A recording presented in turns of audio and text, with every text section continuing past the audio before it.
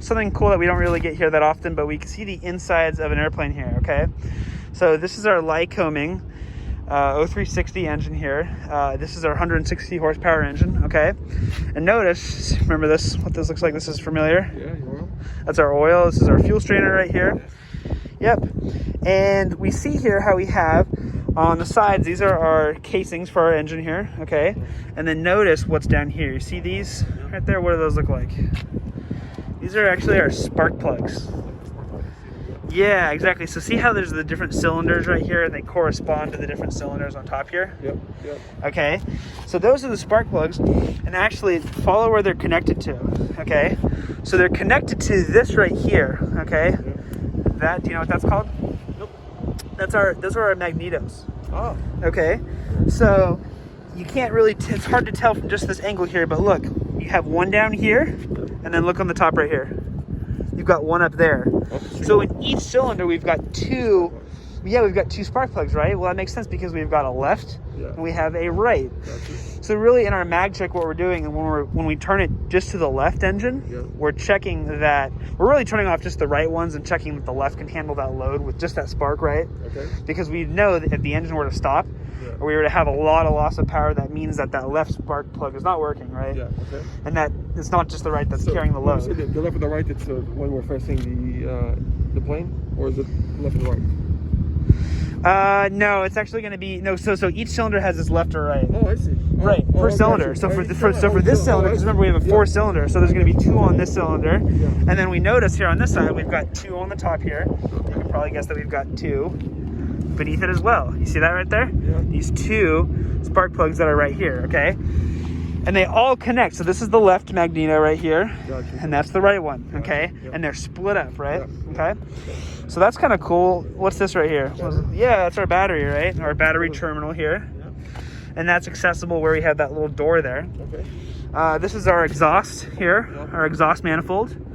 And then notice right here, we've got our air induction box right here. So that's where our air filter is, right? Yep. In there is where we're going to have our carburetor heat. So the heat will, we're either going to pull in air from here, or we're going to pull in unfiltered air from the cowling, right? When we have our metal on, we're going to pull in that warmer air from the outside. Okay. What else? What else can we talk about here? This is pretty cool. We don't get this all the time. Oh, check this out right here. Okay. So yep. There's static ports on the side. Yep. So right here, this is, you know what this is right here? Can't say. Oh, that's your crankshaft. Actually, our crankshaft. Well, now that you mentioned that, our crankshaft we can't see because it's inside the crank casing. This is what's called the crank casing. Okay. But the crankshaft is actually just an axial rod that goes through, connects the spinner here, or really with the whole spinner assembly to the crank rod, basically. Okay. This right here is actually the starter. Oh yeah, that's what pulls up. That's correct. So when we're sitting there with our magnetos hot, what that means that the magnetos, if anything turns, right, it's going to deliver spark to the cylinders here. Now, the way we get this working is we turn that key to start, and this is called a solenoid here. So notice how it's not in line with the what we call the flywheel. Yeah. That's what we want, right? If the key is off, we don't want that to be aligned, right? What we do, we turn that key to start, it basically pushes that solenoid out, okay? And then it engages this flywheel that rips this, grabs it and propeller, and that's what powers the ignition, right? Or it gets it going. Yeah. We don't want to cycle this for too long because this is run off battery power. Yeah. And so we can actually burn out the starter if the engine's not starting for about 8 seconds, 10's probably the very, very, very, very max that we want to crank the starter for before we are in that realm of frying out the starter. Because it's just run by battery, right? Yep. That makes sense. Cool. So that's that. Cool. Well, yeah, exactly. Yeah. So we have the alternator, right? And notice here how we're just taking, this is our belt right here, and we're taking that rotational mechanical energy here, and we're turning it. See those coils right there? We're turning it into electrical power, okay? So it's kind of the opposite of like a of like a what's called a brushless motor, right? Right. Like a ceiling fan, right? Yeah. A ceiling fan's going to go the other way. We're going to take that electrical current. Yeah. We're just going to spin it the other way, and we're going to connect it to Yeah. something that kind of looks like a prop, right? And then it's going to blow some wind around, right? Yeah. This is doing the opposite way, and we're just recouping that power from the engine, right? Okay.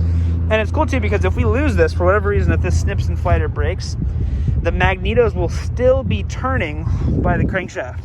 Okay, so the power right here from the magnetos, they're still going to be getting power from the rotation of the crank. So the alternative, the only thing is it won't power the battery. It won't power the battery, right? But the aircraft will run as long as you have fuel. Okay, it generates its own power system, which is pretty cool, right? If we lose the alternator, the battery, we don't want to lose the engine. That'd be a bad day, right? Yeah, exactly. We've got our oil filter right here. Okay. Pretty cool. Yeah, our mixture controller, our carburetor is going to be down in here, I believe. Yep. Pretty cool, huh? Not really much going here. Yep, that's going to be fuel filter. Because notice that how it just pulls from here and then it just goes down to the fuel filter. Yep. Yep. So this is actually what the fuel reservoir looks like down here. That's the lowest point. That's the lowest point of the whole system right here. That's why we check it at the base, right? Does that make sense? Let's see. What else is this right here? Oh, this is a heat exchanger. So this is a heat exchanger right here. So I believe this is where.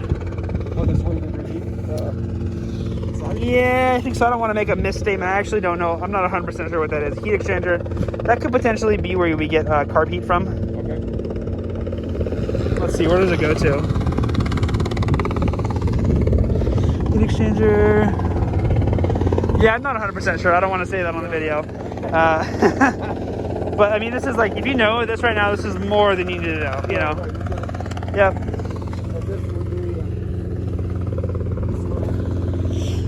This is like the electronics. So the starter's going to be hooked up to there, right? Probably the lights, maybe, you know, kind of like the central board there. It's all grounded here, obviously, right? Good stuff.